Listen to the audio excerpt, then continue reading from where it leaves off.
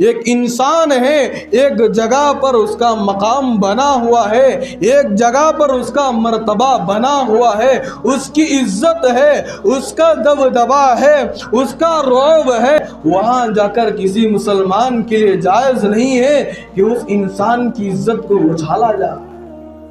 اسلام یہ پیغام دیتا ہے کہ کسی دوسرے مسلمان کی عزت کو دوسرے لوگوں کے سامنے اچھالنا یہ اسلام اجازت نہیں دیتا۔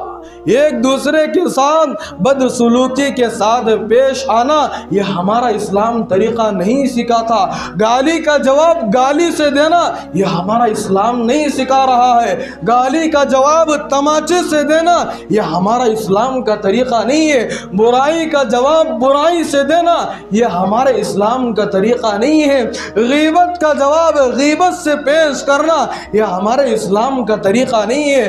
برائی کا جواب برائی سے پیش کرنا یہ ہمارے دھرم کا طریقہ نہیں ہے، یہ قرآن اور حدیث کا طریقہ نہیں ہے۔ لیکن بزرگان محترم معاف فرمائے، آج مسلمان ذلیل کس لیے ہو رہے؟ کبھی ہم نے ان چیزوں کو جانچا نہیں ہے، کبھی ہم نے ان چیزوں کو پرکھا نہیں ہے، کبھی ہم نے ان چیزوں پر غور نہیں کیا ہے۔ آج مسلمان ہی کیوں ذلیل ہو رہا ہے؟ آج مسلمانوں کے اوپر ہی کیوں حالات آ رہے ہیں؟ آج مسلمانوں کی ہر چیزوں کو کیوں غارت کیا جا رہا ہے؟ آج مسلمانوں کی عبادت گاہوں پر کیوں تالے لگائے جا رہے؟ صحبت اللہ والوں کی، صحبت اللہ والوں کی اللہ سے ملوا جاتی ہے۔ صحبت اللہ والوں کی اپنا رنگ دکھا جاتی ہے۔ بزرگان محترم، میں نے آپ حضرات کے سامنے خطبے کے شروع میں قرآن مجید کی ایک آیت تلاوت فرمائی۔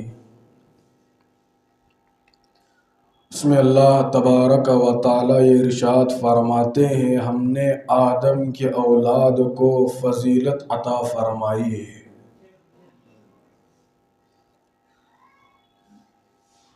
اللہ تبارک و تعالی کے نزدیک انسانوں کا مقام بہت زیادہ ہے۔ اللہ تبارک و تعالی کے نزدیک انسانوں کا مقام اور مرتبہ بہت اونچا ہے۔ میں اور آپ ہماری زبان میں کہتے ہیں کہ انسان کو اللہ پاک نے اشرف المخلوقات بنایا ہے، تو کس لیے بنایا ہے؟ اللہ کے نزدیک ایک ایمان والے کا مقام، ایک مسلمان کا مقام اتنا زیادہ کیوں ہے؟ اس لیے کہ اللہ تبارک و تعالی کے نزدیک انسانوں کا مقام بہت زیادہ ہے۔ اگر اس انسان کے اندر انسانیت ہو تو اس کا مقام ہے۔ انسان کے اندر انسانیت کا مادہ ہو تو اس کا مقام اونچا ہوگا، وہ انسان کہلانے کے لائق اور قابل ہوگا۔ انسان کے اندر ہمدردی کا مادہ ہے، اس لیے کہ اس کا مقام اور مرتبہ اللہ کے نزدیک بہت زیادہ اونچا ہے۔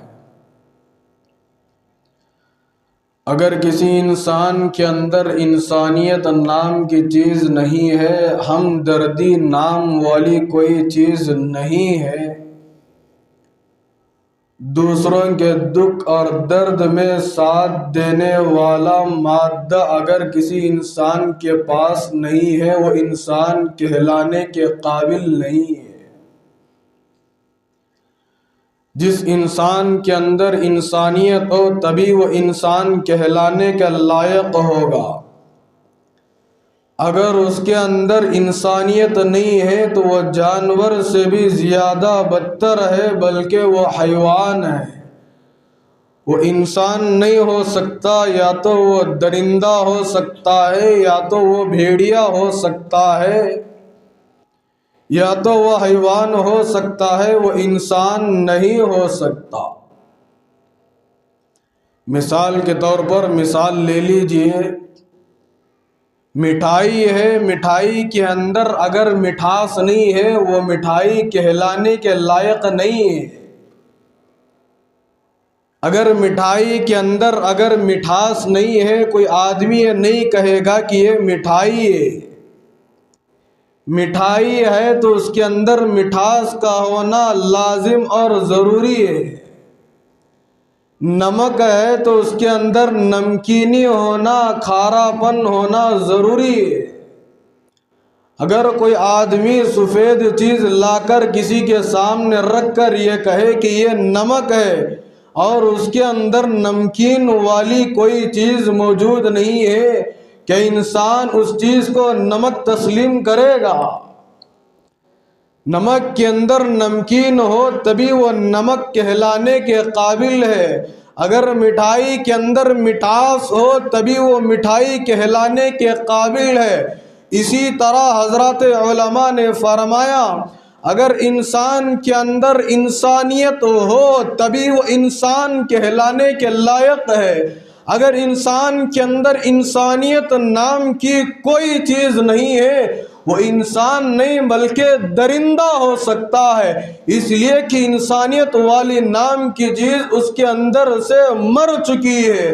انسانیت کی نام کی چیز اس کے اندر سے ختم ہو چکی ہے، اس لیے کہ اس کا اندر اب انسانیت والی چیز کوئی باقی نہیں ہے۔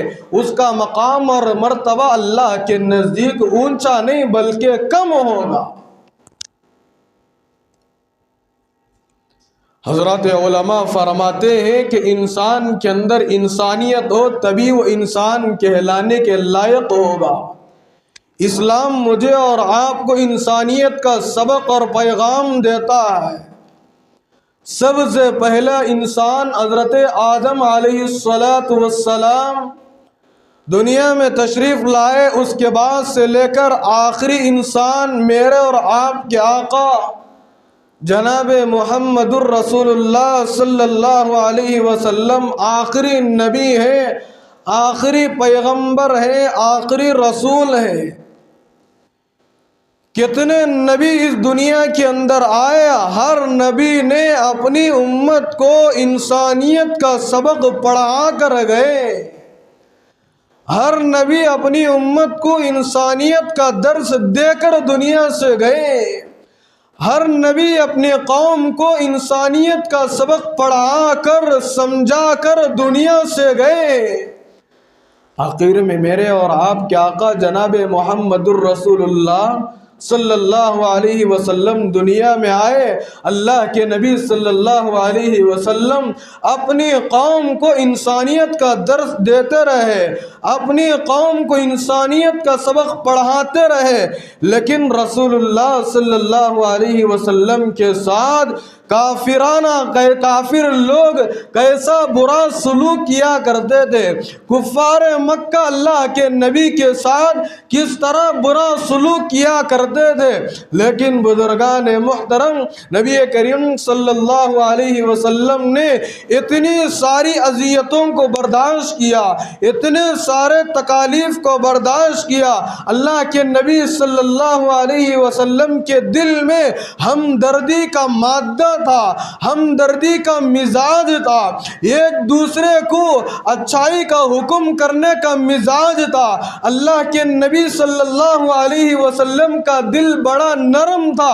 اللہ کے نبی صلی اللہ علیہ وسلم نے لوگ غلط طریقے کا سلوک کرنے کے باوجود اللہ کے نبی ان لوگوں کو اسلام کا سبق دیتے رہے، انسانیت کا پیغام بتاتے رہے، انسانیت کا درس سمجھاتے رہے۔ یہ رسول اللہ صلی اللہ علیہ وسلم کی تعلیمات تھی جو اپنی امت کے ساتھ اس طرح کا بہترین سلوک کیا کرتے تھے۔ مجھے اور آپ کو اسلام یہ پیغام دیتا ہے، یہ سبق سکھاتا ہے۔ حضرات علماء فرماتے ہیں اسلام مجھے اور آپ کو یہ تعلیمات سکھا رہا ہے، لیکن افسوس کی بات ہے کہ اس اسلام کے اصول کو لینے والا اس وقت کوئی تیار نہیں ہو رہا ہے۔ اسلام سے انسانیت سیکھنے کا مزاج آج ہم لوگوں کے درمیان ختم ہوتا ہوا جا رہا ہے۔ سب سے پہلے اسلام مجھے اور آپ کو یہ سبق دیتا ہے، یہ بات سکھاتا ہے، اگر 3 دوست بیٹھے ہوئے ہیں، وہاں پر 2 دوست آپس میں گفتگو کر رہے ہیں، تیسرا دوست بالکل قریب بازو میں بیٹھا ہوا ہے، دونوں دوستوں کا آپس میں کان میں بات چیت کرنا یہ کسی بھی صورت میں جائز نہیں ہے۔ 2 دوست آپس میں بیٹھ کر گفتگو کر رہے ہیں، ہم کلام کر رہے ہیں، ایک دوسرے کان میں پھس پھسی کر رہے ہیں، کبھی یہ کوئی بات کہہ رہا ہے، کبھی وہ اس کے کان میں کوئی بات کہہ رہا ہے، سامنے تمہارے بالکل تمہارا تیسرا دوست بیٹھا ہوا ہے، اس کے دل میں اذیت ہوتی ہے، اس کے دل کو تکلیف پہنچتی ہے، اس کے دل کو درد ہوتا ہے، پتہ نہیں اس کے دل میں کیا گزر رہا ہوگا۔ حقیقت میں آپ اس کے بارے میں بات چیت نہیں کر رہے ہیں، حقیقت میں آپ کی گفتگو الگ ہے، آپ جس چیز کے بارے میں بات چیت کر رہے ہیں وہ بات چیت کا تعلق تمہارے دوست سے نہیں ہے، لیکن جب تم دونوں دوست بیٹھ کر تیسرے دوست کو جدا کر کے اس کے سامنے بیٹھ کر گفتگو کرتے ہو، بات چیت کرتے ہو، کلام کرتے ہو، ہمارا اسلام میں پیغام دیتا ہے کہ تمہارا دونوں دوستوں کا بالکل بیٹھ کر آپس میں گفتگو کرنا کسی بھی صورت میں جائز نہیں ہے۔ کیوں جائز نہیں ہے؟ اس لیے کہ تمہارے سامنے تمہارا دوست بیٹھا ہوا ہے، اس کے دل کو تکلیف ہوتی ہے، ہمارا اسلام کسی کو تکلیف پہنچانا بھی نہیں چاہتا۔ ہمارا اسلام تو، شریعت تو کسی سامنے والے انسان کو، کسی سامنے والے مومن کو، کسی سامنے والے ایمان والے بھائی کو اذیت پہنچانے کی اجازت نہیں دیتا، یہ انسانیت کا سبق ہمارا اسلام دیتا ہے۔ حضرات علماء فرماتے ہیں دونوں دوستوں کا بیٹھ کر گفتگو کرنا یہ بھی جائز نہیں ہے، اس لیے کہ سامنے والے انسان کے دل کو اذیت پہنچتی ہے، تکلیف ہوتی ہے، اس کے دل کے اوپر کیا گزرتا ہوگا، کیا کبھی تم نے سوچا؟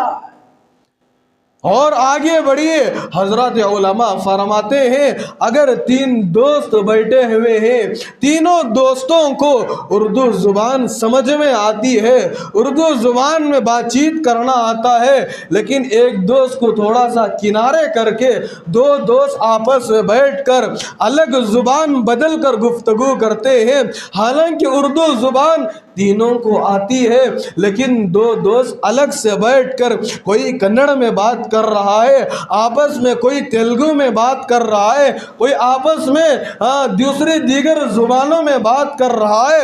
بزرگان محترم، بات چیت ہم دونوں کرتے ہیں، سامنے والا ہمارا دوست بیٹھا ہوا ہے، ہمارا بھائی بیٹھا ہوا ہے، ہمارا رشتہ دار بیٹھا ہوا ہے، ہمارا پڑوسی بیٹھا ہوا ہے، ہمارے دوست اور اقارب بیٹھے ہوئے ہیں، ایک دوست کو ہم الگ کر کے جب آپس میں دونوں دوست مل کر گفتگو کرتے ہیں، اسلام یہ سبق دیتا ہے تمہارے دونوں کی گفتگو تیسرے دوست کے سامنے الگ سے بیٹھ کر کرنا، الگ زبان بدل کر کے کرنا۔ ہم اس زبان میں بات کریں گے، سامنے والے کو وہ زبان سمجھ میں نہیں آئے گی، ہم اس زبان میں بات چیت کریں گے، سامنے والے کو وہ زبان سمجھ میں نہیں آئے گی۔ اسلام یہ پیغام دیتا ہے کہ تمہارا اس طرح زبان بدل کر بات کرنا تمہارے دوست کے سامنے، تمہارے بھائی کے سامنے، تمہارے پڑوسی کے سامنے، تمہارے رشتہ داروں کے سامنے، اسلام میں پیغام دیتا ہے کہ تمہارے لیے اس طرح کی گفتگو کرنا بھی جائز نہیں ہے۔ آج لوگ کہیں گھومنے کے لیے جاتے ہیں، چاہے مسجد میں ہوتے ہیں یا مدرسے میں ہوتے ہیں یا اپنے دکانوں میں ہوتے ہیں، اپنے مکانوں میں ہوتے ہیں، رشتہ دار آ جاتے ہیں، بھائی بہن آ جاتے ہیں، سسرال والے آ جاتے ہیں۔ آج ہمارے گھروں کا مزاج کیا ہے، آج ہمارے گھروں کا طریقہ کیا رہا، یہ باتیں بزرگان محترم یہ جمعے کے بیانات میں مسجد کے ممبروں محراب سے سمجھائے جاتے ہیں، یہ باتیں مسجد ہی کے اندر سمجھائی جاتی ہے، اور یہ باتیں سمجھانے والوں کی جماعت کا نام ہے حضرات علماء کرام۔ اس طرح کا مزاج آج ہمارے گھروں کے اندر چل رہا ہے۔ رشتہ دار گھر میں ایک آدھ سال کے بعد آتے ہیں یا 6 مہینے کے بعد آتے ہیں، ایک دن رکتے ہیں، دوسرے دن ہمارے گھروں کے درمیان آپس میں شوہر اور بیوی مل جاتے ہیں یا بھائی بہن مل جاتے ہیں، رشتہ دار گھر میں ہوتے ہیں، وہ ہماری کلامی کو، ہم کلام کو دیکھ رہے ہیں، ہماری بات چیت کو دیکھ رہے ہیں، ہمارے بات کرنے کے انداز کو دیکھ رہے ہیں، لیکن بزرگان محترم ہم بات الگ کرتے ہیں لیکن سمجھتے اور ہیں۔ لیکن ہمارا اسلام مجھے اور آپ کو یہ سبق دیتا ہے کہ تمہارا اس طرح کا گفتگو کرنا بھی جائز نہیں ہے، اس لیے کہ آپس میں تم گفتگو کرتے ہو، آئے ہوئے رشتہ داروں کے دل ٹوٹ جاتے ہیں، آئے ہوئے رشتہ داروں کے دل پاش ہو جاتے ہیں، آئے ہوئے رشتہ داروں کے دلوں کو اذیت پہنچتی ہے، آئے ہوئے رشتہ داروں کے دلوں کو تکلیف پہنچتی ہے۔ بزرگان محترم ہمارا اسلام ایسی تکلیف ایک مومن بھائی کو دینے کی بھی اجازت نہیں دیتا۔ اسی لیے میں نے شروع میں وہ بات بتائی، جس مٹھائی کے اندر مٹھاس نہ ہو وہ مٹھائی کہنے کے قابل نہیں ہے، جس انسان کے اندر انسانیت نام کی کوئی چیز نہیں ہے وہ انسان کہلانے کے بھی لائق نہیں ہے، وہ انسان کہلانے کے قابل بھی نہیں ہے۔ جب ہم انسان ہیں، میں تو کہتا ہوں کہ روزانہ اللہ کا 2 رکعت نماز پڑھ کر اللہ کا شکر ادا کرے۔ اللہ پاک نے مجھے اور آپ کو اتنا پاکیزہ مذہب دیا ہے کہ کوئی اور اس طرح کا مذہب اور دھرم نہیں ہے کہ ہمارا اسلام ہر چیز کا طریقہ مجھے اور آپ کو سکھاتا ہے، ہمدردی کا طریقہ سکھا رہا ہے، ایک دوسرے سے بات کرنے کا طریقہ سکھا رہا ہے۔ اسی لیے انسانوں کا مقام اللہ کے نزدیک مقام اور مرتبہ اسی وجہ سے ہے کہ انسانوں کے اندر ہمدردی کا مادہ ہے، ہمدردی کا مادہ ہونے کی وجہ سے اللہ کے نزدیک انسان کا مقام اور مرتبہ بڑھ گیا ہے۔ میں اور آپ اشرف المخلوقات کیوں ہیں؟ اس لیے کہ ہمارے دلوں کے اندر رحم والی چیز ہے، ہمدردی کا مادہ ہے۔ اگر کوئی انسان پریشان حال ہے اس کی پریشانی کو میں اور آپ سمجھ سکتے ہیں، اگر کوئی انسان لاچار ہے اس کی ضرورت کو میں اور آپ مکمل کر سکتے ہیں۔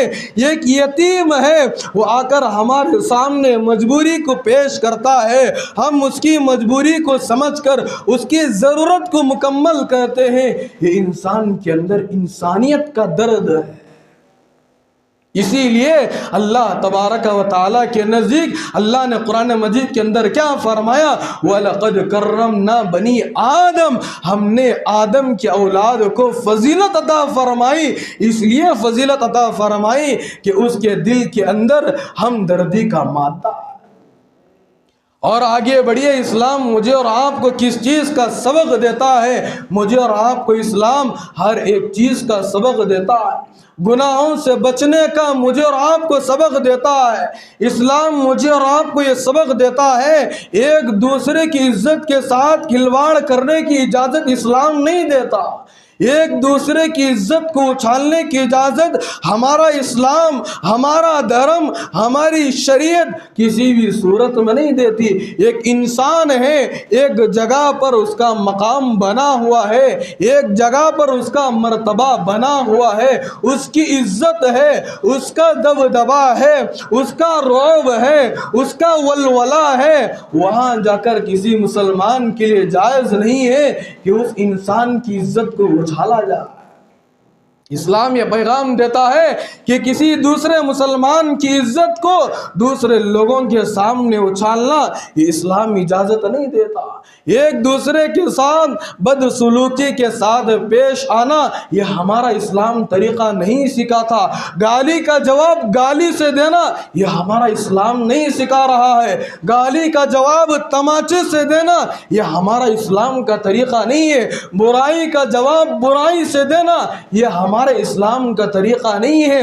غیبت کا جواب غیبت سے پیش کرنا یہ ہمارے اسلام کا طریقہ نہیں ہے۔ برائی کا جواب برائی سے پیش کرنا یہ ہمارے دھرم کا طریقہ نہیں ہے، یہ قرآن اور حدیث کا طریقہ نہیں ہے۔ لیکن بزرگان محترم معاف فرمائے، آج مسلمان ذلیل کس لیے ہو رہے؟ کبھی ہم نے ان چیزوں کو جانچا نہیں ہے، کبھی ہم نے ان چیزوں کو پرکھا نہیں ہے، کبھی ہم نے ان چیزوں پر غور نہیں کیا ہے۔ آج مسلمان ہی کیوں ذلیل ہو رہا ہے؟ آج مسلمانوں کے اوپر ہی کیوں حالات آ رہے ہیں؟ آج مسلمانوں کی ہر چیزوں کو کیوں غارت کیا جا رہا ہے؟ آج مسلمانوں کی عبادت گاہوں پر کیوں تالے لگائے جا رہے؟ کبھی ہم نے حالات کا جائزہ نہیں لیا۔ بزرگان محترم، اسلام تو یہ سبق دیتا ہے، سامنے والا اگر تم کو گالی بھی دے رہا ہے تم نبی کے صفات کو سامنے رکھو۔ یہ نبی کے صفات ہیں، لیکن نبی کے صفات مجھے اور آپ کو آج پسند نہیں آ رہے۔ نبی کے تعلیمات کو ہم نے پڑھا ہی نہیں تو عمل ہماری زندگی کے اندر کہاں سے آئے گا؟ نبی کی تعلیمات کو کبھی ہم نے غور سے مطالعہ نہیں کیا۔ فضائل اعمال اٹھائیے، منتخب احادیث اٹھائیے، حیات الصحابہ اٹھائیے۔ صرف جماعتوں میں جا کر یہ کتابیں پڑھنے کا نام تعلیم نہیں ہے۔ اپنی مسجدوں کے اندر بیٹھ کر ان کتابوں کا مطالعہ کیجئے۔ ارے آپ کو کون سی زبان آتی ہے؟ اگر آپ کو اردو پڑھنا نہیں آتا چھوڑیے اردو کو، آپ کے لیے حضرات علماء نے اتنا آسان بنا کر دین کو پیش کر دیا۔ انگریزی زبان میں فضائل اعمال موجود ہے۔ آپ کو انگریزی پڑھنا نہیں آتا، تمل میں پڑھنا آتا ہے، فضائل اعمال تمل میں موجود ہے۔ یہ کتابیں پڑھنے کی اس وقت ضرورت ہے، ان کتابوں کا مطالعہ کرنے کی اس وقت ضرورت ہے۔ جب تک ہم دین کے ماحول میں نہیں رہیں گے، اللہ والوں کے بیانات کو نہیں سنیں گے، حضرات علماء کرام کی مجالس میں نہیں بٹیں گے، ہمارے اندر جو ایمان کی بیٹری ہوتی ہے اس ایمان کی بیٹری کو اب تک ہم چارج نہیں کریں گے، بزرگان محترم، ہماری زندگی کے اندر عمل کا جذبہ پیدا نہیں ہوگا۔ عمل کا جذبہ ہمارے دلوں کے اندر اس وقت پیدا ہوتا ہے روزانہ 15 منٹ وقت نکالنے کی ضرورت ہے۔ یہ قرآن مجید کی آیت پڑھنے کی ضرورت ہے، اس کے نیچے ترجمہ ہوتا ہے، اس ترجمے پر غور کرنے کی ضرورت ہے، عمل کی نیت سے پڑھنے کی ضرورت ہے۔ یہ ایک آیت صحیح ہم پڑھیں گے، ارے 5 منٹ لگتا ہے ایک آیت پڑھنے کے لیے، 10 سیکنڈ لگتے ہیں، مان لو کہ 30 سیکنڈ ایک آیت پڑھنے کے لیے لگتا ہے، ترجمہ کرنے کے لیے 1 منٹ لگتا ہے، 1.5 منٹ ہو گیا، 2 منٹ آیت اور اس کا مفہوم سمجھنے کے لیے لگتا ہے۔ روزانہ ہم ایک آیت پڑھیں گے اور اس کے ترجمے کو سمجھیں گے، اس کے مفہوم کو سمجھیں گے، ہمارے اندر انسانیت نام کی چیز آئے گی، ہمارے اندر عمل کرنے کا جذبہ آئے گا۔ افسوس کی بات ہے کہ مسجد کے اندر قرآن پڑے ہوئے ہیں، دھول پر دھول لگتی ہوئی جا رہی ہے، ان قرآن مجید کو اٹھانے والا آج کوئی نہیں ہے۔ مجھے بڑے افسوس کے ساتھ کہنا پڑ رہا ہے، ابھی رمضان کا مہینہ آنے والا ہے، رمضان کا مہینہ آ گیا، نہ پڑھنے والا انسان بھی قرآن اٹھا کر تلاوت کرتا ہے۔ ارے کتنا اچھا ہوتا کہ سال کے 12 مہینے، مہینے کے 30 دن، ہفتے کے 7 دن روزانہ ایک آیت پڑھ لیتا تو تیرے اندر قرآن کا نور داخل ہوا جاتا، تیرے دل کے اندر قرآن مجید کی فہم اللہ تبارک و تعالی داخل کرتے ہوئے جاتے، ہماری زندگی کے اندر عجیب طرح کا انقلاب آ جاتا۔ الغرض میں بتا رہا تھا رسول اللہ صلی اللہ علیہ وسلم کو مکے کے اندر کتنے تکالیف دیے گئے، اللہ کے نبی نے سارے تکالیفوں کو برداشت کیا۔ اللہ کے نبی نے مجھے اور آپ کو یہ سبق پڑھا کر گیا ہے، یہ سبق سمجھا کر گیا ہے کہ سامنے والے انسان اگر تم کو گالی بھی دے رہا ہے کہ تم اس کے ساتھ اچھائی کا سلوک کرنا ہے، تم اس کے ساتھ ہمدردی کا سلوک کرنا ہے۔ ہمارے سامنے اگر نبی کے صفات آ جائے، ہمارے سامنے نبی کے اخلاق آ جائے، ارے سامنے والا 1 نہیں 10 گالیاں بھی دے دے، قیامت کے دن اللہ پاک اس کی نیکیوں کو اٹھا کر ہمارے نامہ اعمال میں داخل کریں گے۔ ہم بس صبر کے ساتھ چلنے کی ضرورت ہے، ہمت کے ساتھ چلنے کی ضرورت ہے۔ 1400 سال پیچھے آپ جائیے، آپ کو پتا چلے گا حضرات صحابہ کرام کے اوپر بھی حالات آئے، حضرات انبیاء پر بھی حالات آئے، لیکن انہوں نے ہر چیز کو سہا ہے، انہوں نے ہر چیز کو برداشت کیا ہے، تب جا کر یہ اسلام، یہ شریعت، یہ دین ہم تک پہنچا۔ رسول اللہ صلی اللہ علیہ وسلم فرماتے ہیں کہ سامنے والے انسان کے ساتھ اچھائی کا معاملہ کرنا ہے، سامنے والے انسان کے ساتھ اچھائی کا برتاؤ کرنا ہے، یہ تمہارے اچھے اخلاق کی نشانی ہے۔ رسول اللہ صلی اللہ علیہ وسلم فرماتے ہیں اسلام کا یہ بھی ایک سبق ہے کہ تم جتنا زیادہ ہو سکے گناہوں سے بچنا ہے، نیکیوں میں آگے بڑھنا ہے، کسی کی عزت کو نیلام کرنا نہیں ہے۔ زنا کرنا کتنا بڑا گناہ ہے، گناہ کبیرہ۔ ایک صاحب رسول اللہ صلی اللہ علیہ وسلم کی خدمت میں آ کر عرض کرتے ہیں اللہ کے نبی صلی اللہ علیہ وسلم آپ مجھے زنا کی اجازت دے دیجئے، میرے نفسانی خواہشات ان کنٹرول ہوتے ہوئے جا رہے ہیں، میرے برداشت سے باہر ہے۔ اللہ کے نبی صلی اللہ علیہ وسلم آپ مجھے زنا کی اجازت دے دیجئے۔ حضرات صحابہ کرام کی مجلس لگی ہوئی ہے، ایک صاحب آ کر اللہ کے نبی کی خدمت میں کس چیز کا سوال کر رہے ہیں، زمین لرز جاتی ہے، پیروں تلے زمین کھسک جاتی ہے۔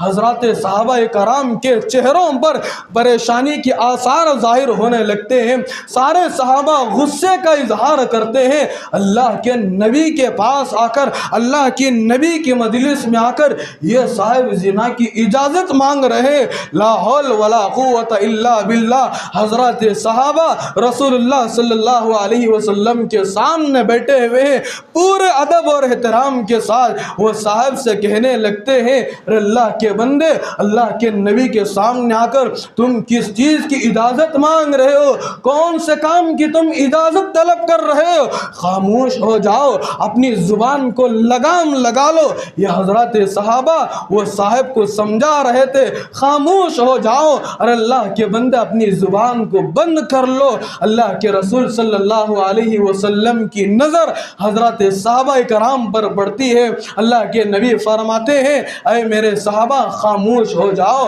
میرے صحابہ چپ ہو جاؤ، میرے صحابہ تھوڑی دیر کے لیے، کچھ وقت کے لیے انتظار کر لو۔ چنانچہ رسول اللہ صلی اللہ علیہ وسلم وہ صاحب کو اپنے قریب بلاتے ہیں، بالکل قریب بٹھاتے ہیں۔ رسول اللہ صلی اللہ علیہ وسلم کا نرم مزاج دیکھیے، ہمدردانہ مزاج دیکھیے، اسلام کی تعلیمات کس طرح رسول اللہ صلی اللہ علیہ وسلم ایک زنا کرنے والے انسان اجازت مانگنے کے لیے آیا ہوا تھا، کس طرح اللہ کے نبی اس طرح اس کے ساتھ اچھا سلوک کر رہے۔ اللہ کے نبی صلی اللہ علیہ وسلم اس انسان کو بالکل قریب بٹھاتے ہیں، اس کے کاندھے پر ہاتھ رکھتے ہیں۔ اللہ کے نبی فرماتے ہیں اے اللہ کے بندے میں آپ سے کچھ سوالات کرنا چاہتا ہوں، میں آپ سے کچھ چیزیں پوچھنا چاہتا ہوں، کیا آپ ان چیزوں کے جواب دو گے؟ وہ جو انسان آیا ہوا تھا، وہ جو صاحب آئے ہوئے تھے، اللہ کے نبی سے کہا اللہ کے نبی صلی اللہ علیہ وسلم آپ جو سوال کریں گے ہاں میں ان سوالات کا جواب ضرور دوں گا۔ اللہ کے نبی صلی اللہ علیہ وسلم نے سب سے پہلے اس انسان سے یہ سوال کیا، اس انسان سے یہ سوال پوچھا اللہ کے بندے مجھے یہ بتا اگر کوئی انسان اگر تیری بیوی کے ساتھ زنا کرے کیا تو اس بات کو برداشت کرے گا؟ وہ صاحب کہنے لگے اللہ کے نبی صلی اللہ علیہ وسلم برداشت نہیں کروں گا، ہرگز برداشت نہیں کروں گا۔ آگے اللہ کے نبی صلی اللہ علیہ وسلم نے پوچھا اے اللہ کے بندے اگر کوئی تمہارے ماں کے ساتھ زنا کرے کیا تم اس کو برداشت کرو گے؟ وہ صاحب کہنے لگے اللہ کے نبی صلی اللہ علیہ وسلم میں برداشت نہیں کروں گا بلکہ میں اس انسان کو قتل کر دوں گا۔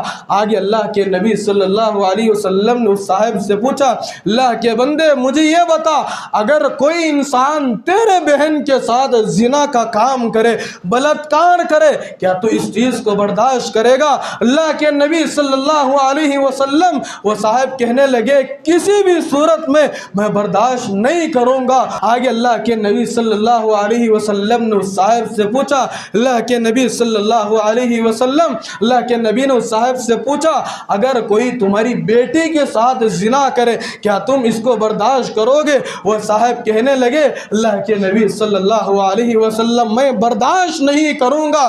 وہ صاحب اللہ کے نبی سے کہا, اللہ کے نبی صلی اللہ علیہ وسلم آپ نے میرے دل کو جگا دیا, اللہ کے نبی صلی اللہ علیہ وسلم آپ نے مجھے گناہ سے دور کر دیا, اللہ کے نبی صلی اللہ علیہ وسلم آپ نے مجھے زنا کا کام کرنے سے مجھے اللہ کے نبی بچا دیا, اللہ کے نبی صلی اللہ علیہ وسلم آپ میرے حق میں دعا کر دیجئے کہ اللہ پاک مجھے اس زنا والے کام سے دور رکھے, اللہ کے نبی آپ میرے حق میں دعا کر دیجئے اللہ مجھے گناہوں سے دور رکھے, اللہ کے نبی آپ میرے حق میں دعا کیجئے اللہ مجھے ہدایت عطا فرمائے, اللہ کے نبی میرے حق میں آپ اللہ سے دعا کر دیجئے اللہ پاک میرے دل کے اندر اس زنا کی نفرت عطا فرمائے.